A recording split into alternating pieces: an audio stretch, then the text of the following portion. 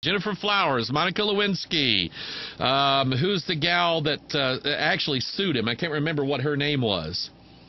But anyway, when Bill Clinton was governor of Arkansas, it was commonly known that he would frequent houses of ill repute.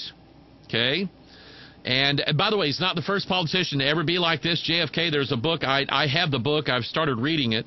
JFK, he got around. I mean, he got around. Okay? And it was all covered up. And Bill Clinton got around while he was governor of Arkansas, and so all of these Arkansas highway patrolmen who doubled as bodyguards for Bill Clinton. Let's look at how some of these guys ended up. We have Major General William Robertson, Colonel William Dinsberger, Colonel Robert Kelly, Specialist Gary Rhodes. You know who they were. They all died on February 23rd, 1993. All were killed when their Army Black Hawk helicopter crashed in Wiesbaden, Germany. No cause was ever determined. All four of those guys were Bill Clinton bodyguards. Okay? Here's another one. This one I have never forgotten in my life. If you don't believe in a single conspiracy, this one's got to get you. Okay? This one's got to get you. Steve Willis, Robert Williams, Conway LeBleu, Todd McKeon, they were all Bill Clinton bodyguards. They all died on exactly the same day. Do you know what day that was? February the 28th, 1993. Killed by gunfire in Waco, Texas on the assault on the Branch Davidian compound. All four were examined by a private doctor and died from nearly identical wounds to the left temple, so-called execution style. Clinton body count. Then the list just goes on. Bodyguard, bodyguard, bodyguard. Here's another list. Brian Haney, Tim Sable, William Barclay, Scott Reynolds. They were all Clinton bodyguards. They were all military men. Died 5/1993. All four men died when their helicopter crashed in the woods near Quantico, Virginia. If I was ever a Bill Clinton bodyguard and somebody offered me a helicopter ride, there's no way in the world I would take that one. And the list goes on and on and on and on. Mena, Arkansas, two young men. I remember this one. Two young men, teenagers, found dead, hands tied behind their back, gunshot wound to the back of the head, and the state medical examiner, not the local one, the state one, the state medical examiner, they found them alongside a set of rail tracks by the Mena Airport, where supposedly the CIA was running drugs. Common knowledge. State medical examiner, hired by Bill Clinton, says they committed suicide. Okay? And the list goes on and on and on and on and on and on and on. Is there a cover-up going on in Washington, D.C.? Absolutely. You remember the D.C. Madam? I was actually going to go look for a picture, and I didn't do it. The D.C. Madam.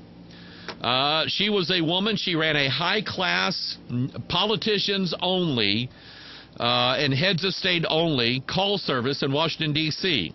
It was common knowledge that if you, and you need to understand how Washington works. Washington works on trade, and I'm not talking about our tennis shoes for your radios. That's not what I'm talking about. Politics works on the basis of trades and gifts and bribes. In the United States, these tradesmen and these bigwigs in business and corporations and politics bring people in from all over the world, and what are they going to do with them while they're in D.C.? They're going to show them a good time. Who's the people you hire for that? You hire the D.C. Madam. She had a high-class call girl system going on in Washington, D.C., and she had a book with names and numbers in it. And I don't know what happened. Maybe she didn't play by the rules. But all of a sudden now they're going to throw the book at this gal, and they're going to try her, and they're going to try to convict her. And she says, I've got the book. I've got the book. They found her guilty. Before her sentencing, she goes on Alex Jones' radio program. Alex Jones specifically asked her, you got any plans on committing suicide? I mean, everything going okay with you? I mean, I know they're going to sentence you and everything. You're not going to commit suicide, are you? And she says, absolutely not. I have no plans. I want to see this thing through. I want the truth out. And right before a sentencing hearing, they find her dead in her mom and dad's shed, hanging. Okay? There's just something that stinks in this world. It is a very, very corrupt world. Let's see here. I need to get to... I got some other stories here. I think I'll wait on this. Somebody sent me, and this is pretty interesting here. Oh, I got to show you this. I'm going to show you a graphic very quickly. How's that? Okay. This is, I've never watched this show. I vaguely know what it's about. It's a TV show called Fringe.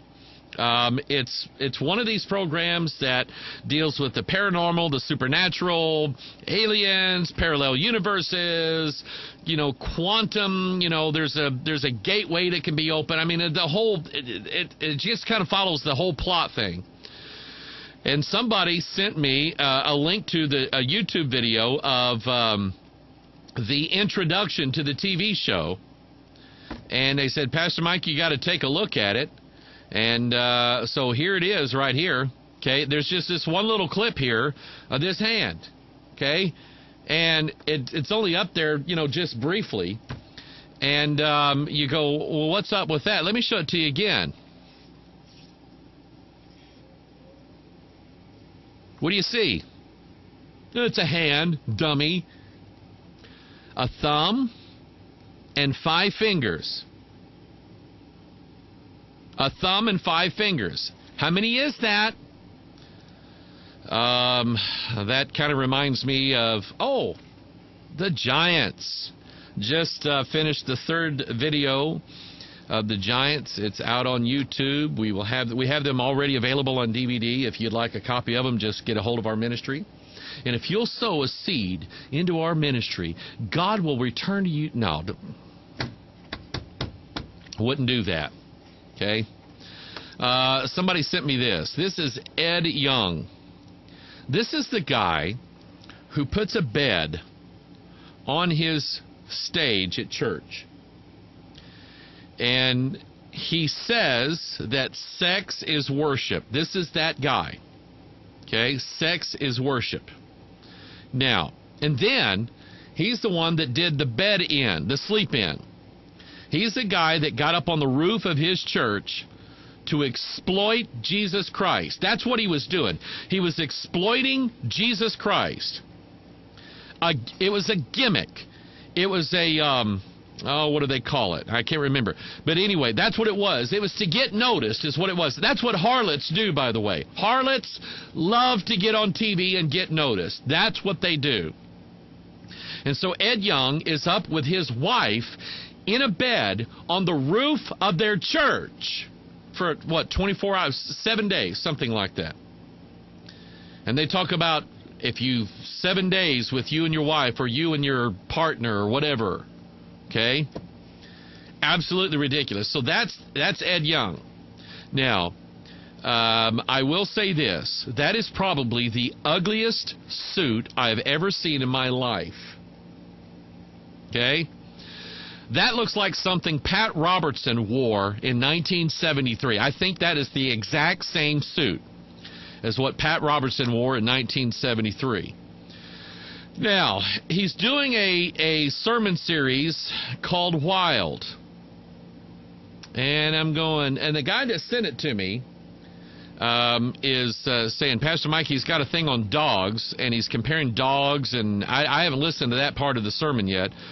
But he's talking about dogs and dogs this and dogs that, and he said, the only scripture that I could think of is, for without are dogs and whoremongers and sorcerers and, all of this people. Those are the things that cannot get into heaven. And the Bible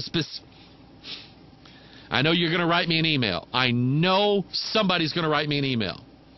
Dogs are the animal that specifically is stated in the scripture that they can't get in. But who am I? And so anyway, it kind of concerned him. And I started looking at this, and I noticed, let me give you a close-up here. I noticed in the background, you had all these weird designs back there, and I was trying to make something out of that. And I kept, what is that? And then I kind of looked out a little bit and kind of looked at it, and I noticed there was 3 groups of these little chaotic lines. Okay, and actually it took me forever, because you know me, I count things. Okay, because I am obsessive compulsive that way, and I know that occult symbols usually involve numbers of some kind, and so I'm counting, and I had to count it like 27.5 times. Because of the chaos and the disorder that these lines are in. Let me see if I can zoom in a little bit here. Okay, and so there it is. And I'll tell you, if you stopped what you were doing right now and tried to count the number of lines on these 3 little sets, it's going to mess you up. I mean, it's hard to do. They're not in order. I want you to think about that. They're not in order. Now, does that mean anything? Well, it might. The fact that when I finally was able to count, I counted at first and I thought there was 6 on each one. And I'm going, aha, got him, 666. Well, that wasn't true. There's 7 on each one of those. And again, it'll take you about 23 minutes, something like that, to count them, because you keep losing track because of the chaos of the structure, and that's interesting. I'll just simply mention here that Aleister Crowley wrote a book called Liber 777, Other Kabbalistic Writings of Aleister Crowley. I found out one of the reasons why Crowley wrote this particular book is that he said that he kept envisioning this wisdom of the universe called Lucifer, get it, the serpent, and he kept envisioning him as lightning. Remember what Jesus said, I beheld Satan fall as lightning. And he said that the number 7, when you look at it, it's sort of like the diagonal shape of lightning. And that's why, and that's his own words. That's why he called this book the 777, because it reminded him of the lightning of Lucifer falling from heaven. And of course, to them, that's the god of all gods, Lucifer. Okay? And so I thought, okay, I really got something here. But anyway, you know what? I'm not even ready for this. I want you to bear with me now for about, I failed to do this. And I don't know if I have time. I don't think I have time now. Let me just kind of share with you what you can